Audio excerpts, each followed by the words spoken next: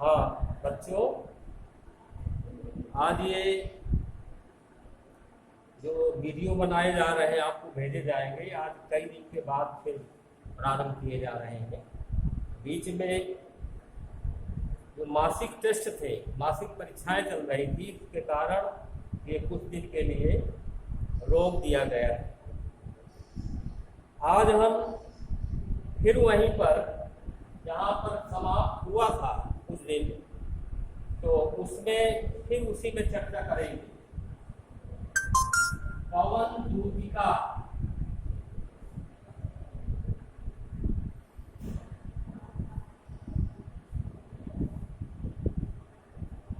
अयोध्या सिंह उपाध्याय हरियौर,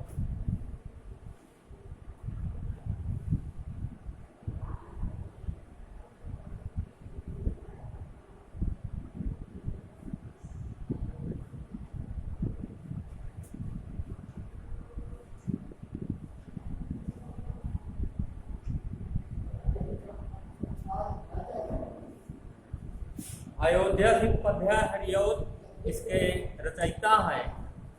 सबसे बड़ी विशेषता ये प्रिय प्रवास जो है उससे लिया गया है, और इसमें छंद है मंदाक्रांता। यह आपको पिछले दिनों अवगत कराया गया है, लेकिन उसको समझने के लिए फिर आप समझ लें। मंदाक्रांता संस्कृत का छंद है, और संस्कृत में कालिदास ने मंदाक्रांता छंद में कई रचनाएं की हैं, कई श्लोक हैं उनके। तो उपाध्याय जी की सबसे बड़ी विशेषता कि उस संस्कृत के छंद को, यानी मंदाक्रांता संस्कृत के छंद को हिंदी खड़ी बोली में लिख दिया। ये सबसे बड़ी विशेषता। आज राधिका जी, कृष्ण से राधिका जी का वियोग हो गया है, और वियोग के पश्चात आज उनकी क्या स्थिति है।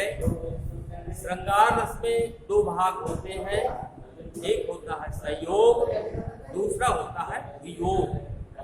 संयोग का मतलब होता है मिलन, वियोग का मतलब होता है बिछुड़ना या अलगाव। बिछुड़ना या अलगाव। इस तरह से वियोग, क्योंकि कृष्ण जो है वो मथुरा चले गए हैं और ब्रज में राधिका जी, तो राधिका जी पवन को दूती बना करके, दूती यानी सेविका, संदेश वाहिका बना करके ये कहाँ भेज रही हैं? मथुरा। ब्रज से मथुरा।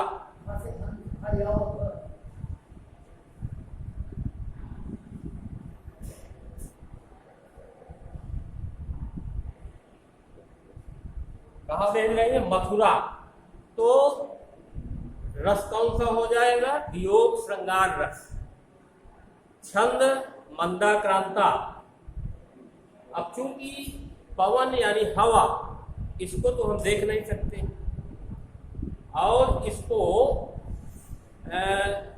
केवल स्पर्श के माध्यम से ही इसका अनुभव करते हैं। स्पर्श के माध्यम से ही इसका अनुभव करते हैं। और ये हवाएं आपको बताई गई थी कि 49 प्रकार की होती है। इसका प्रमाण है कि तुलसीकृत रामचरितमानस में जो 7 कांड हैं, उसमें सुंदर कांड के इस दोहा संख्या 25 में दिया गया है कि हरि प्रेरित तेहि अवसर मरुत चले 49 अट्टहास करि गर्जा कपि बढ़ि लाग आकाश। हनुमान जी जब लंका पहुंचे और राक्षसों ने उनके पूंछ में तमाम वस्त्र, घी, तेल वगैरह डाल करके आग लगा दिया, तो भगवान श्री राम की प्रेरणा से वहां पर 49 प्रकार की हवाएं चली। 49 प्रकार की हवाएं जब चली, तो अब बताइए, जैसे चक्रवाती तूफान चलता है तो कितना तहस नहस हो जाता है। हम लोगों की बिल्डिंगें गिर जाती हैं, छप्पर गिर जाते हैं, टीन उड़ जाती हैं, पेड़ पौधे उखड़ जाते हैं, ये स्थिति होती है। तो अब जहां 49 प्रकार की हवाएं चलेंगी वहां क्या स्थिति होगी? तो मरुत चले 49 अट्टहास करी गर्जा, हनुमान जी ने खूब तेजी से गर्जना की। अब कपि बढ़ी लागी आकाश, कपि माने बंदर, ये अपना विशाल काय रूप धारण कर लिया। फिर उलट पलटी लंका सब जारी, कूदी परा पुनि सिंधु मजारी, उलट पलट के पूरी लंका को जला दिया। तो जब चक्रवाती तूफान चलता है तो उसमें जरा से कहीं आप आग लगा दें या कोई चिंगारी है तो हवा के माध्यम से, क्योंकि हवा को पाकर के अग्नि जो है वो ज्यादा प्रज्वलित होती है, भड़कती है, वो ज्यादा भड़कती है। इसलिए पवन को दूती बनाकर, संदेशवाहिका बनाकर राधिका जी कृष्ण के पास मथुरा भेज रही है। अब मथुरा, चूंकि अब पवन को हम देख नहीं सकते तो पवन का मानवीकरण किया गया। पवन का जब मानवीकरण किया गया तो वहां मानवीकरण अलंकार समस्त छंदों में है। मानवीकरण अलंकार समस्त छंदों में है, इसलिए ये चीजें ध्यान रखना जरूरी है।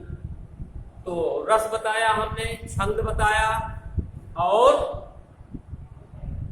क्या बताया गया? अलंकार। इसके अलावा और अलंकार भी है। तो कुछ छंद आपको बताए गए थे, उसके आगे देखें। मेरे प्यारे नव जलद से कंज से नेत्र वाले, कंज माने कमल, नव माने नया, जलद कहते हैं मेघ को, बादल, जलद कहते हैं बादल को। तो राधिका जी पवन दूती से बता रही हैं कि मेरे प्रियतम श्री कृष्ण जी जो है वो नव जलद से यानी नया बादल, कंज से नेत्र वाले, नया बादल के रूप में नहीं है, लेकिन उनका जो रंग है, श्री कृष्ण का रंग कैसा है? श्याम वर्ण है, सांवले हैं, और आंखें कैसी हैं? कंज, कंज माने कमल, कमल के समान नेत्र वाले मेरे प्रियतम जो हैं वो जाके आए न मधुबन से और न भेजा संदेशा। जब से मधुबन यानी मथुरा चले गए हैं तब से न तो वो पुनः वापस आए हमारे पास, और न आज तक कोई पत्र भेजा है, न किसी से कोई संदेशा कहलवाया है। मेरी क्या स्थिति हो रही है ये उनको मालूम नहीं है। लेकिन मेरी क्या स्थिति है, हे पवन दूतिका, जाकर के उनको अवगत करा देना मेरे प्रियतम को कि राधिका जी, मैं रो रो के प्रिय विरह में बावली हो रही हूँ। अपने प्रियतम की याद में मैं रात दिन, मेरे नेत्रों से अश्रु बहते हैं, और मैं रोते रोते, अश्रु तो बंद ही नहीं होते, दिमाग भी मेरा स्थिर नहीं रहता, और मैं बावली यानी पागल हो गई हूँ। जाके मेरी सब दुख कथा श्याम को तू सुना दे। तो जिस प्रकार से मैं श्याम के वियोग के कारण जो मुझे दुख है तुमसे मैंने बता दिया, तुम जाकर के मेरे प्रियतम श्री कृष्ण से मथुरा में जाकर के सारी बात जाकर के उनको अवगत करा दो, बता दो।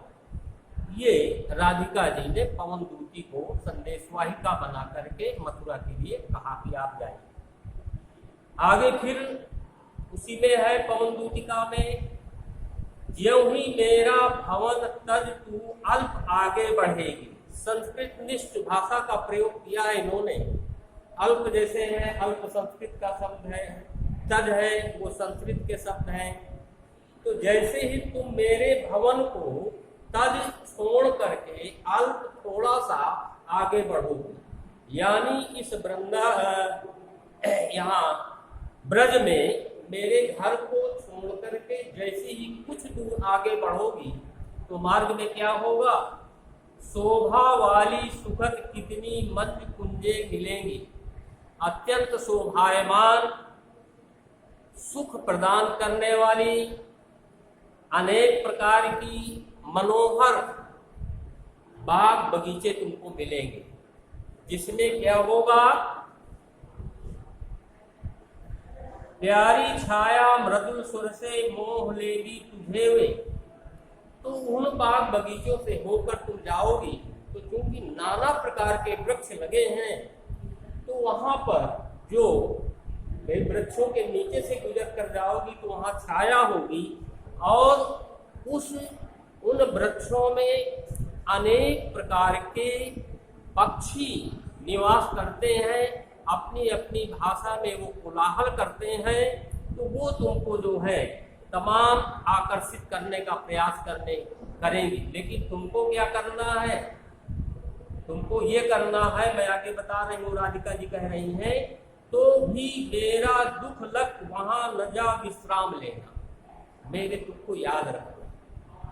मैं कितनी दुखी अपनी प्रियतम के वियोग से, मुझे दुख है, तो मेरे इस दुख को अपने ध्यान में रखते हुए जा करके उनको ये बता देना। वहां ऐसा नहीं है कि तुम उन बाग बगीचों में जो मोहित करने वाली, आकर्षित करने वाली, जिन पक्षियों के स्वर में मनुष्य अपने आप आकर्षित हो जाता है, उनमें जा करके तुम उसके प्रति वहां रुक न जाना, विश्राम न करते रहना, ये उन्होंने बताया। इसी प्रकार आगे बढ़ते हुए थोड़ा आगे सरस नौका धाम सतपुष्प वाला, जैसे ही तुम थोड़ा आगे बढ़ोगी तो वहां पर क्या होगा? सुंदर एक अनेक प्रकार के, सैकड़ों प्रकार के पुष्प लगे होंगे, ऐसा भी स्थान तुमको मिलेगा। एक प्रकार के नहीं, शत पुष्प, शत माने होता है 100, तो सैकड़ों प्रकार के वहां पुष्प लगे होंगे, और अच्छे अच्छे बहुद्रुम लतावान सौंदर्यशाली, जिसमें अनेक अच्छे अच्छे अनेक प्रकार के पेड़ लगे होंगे, और वो अपनी सुंदरता के लिए उनकी लताएं चारों तरफ बिखरी हुई होंगी, फैली हुई होंगी। प्यारा विद्रा विपिन मन को मुग्धकारी मिलेगा, और वृंदा विपिन, विपिन माने होता है जंगल, वृंदावन, तो वहां पर आपको मार्ग में वृंदावन वृंदावन मिलेगा, और मुग्धकारी मिलेगा, मोहित करने वाला, आकर्षित करने वाला। आना जाना इस विपिन से मुंह माना न होना, और तुमको चूंकि इसी मार्ग से आना है, इसी मार्ग से वापस जाना है, तो इसके प्रति आकर्षित न होना। बस बच्चों, आज यही हम आपको बताएंगे, क्योंकि समय का अभाव है। अगले दिन फिर मिलेंगे।